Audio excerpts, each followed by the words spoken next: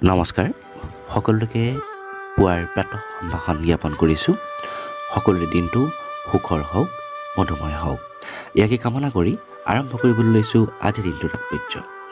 আজি জানুৱাৰী মাহৰ ৩ তাৰিখ বুধবাৰ ২০২৪ বৰ্ষ আৰু অসমীয়া লেখেৰে পুহ মাহৰ ১৭ তাৰিখ ১৯৪৫ শক।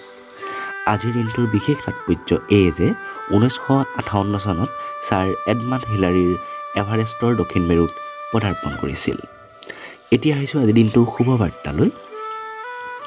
শ্ৰদ্ধাৰ ডক্টৰ ভৱেন্দ্ৰনাথ শইকীয়া ছাৰে কৈছিল যে মই কাৰোবাৰ উপকাৰ কৰিব পাৰিলোঁ বা নোৱাৰিলোঁ সেইটো ডাঙৰ কথা নহয়।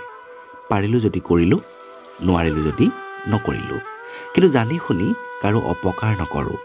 মোৰ কাৰণে এই পৃথিৱীত কোনেও কষ্ট নাপাওক, কাৰো দুখ নহওক, আৰু তেনেকৈ চলিব পৰাটোৱেই মোৰ কাৰণে ধৰ্মত চলা। ধন্যবাদ।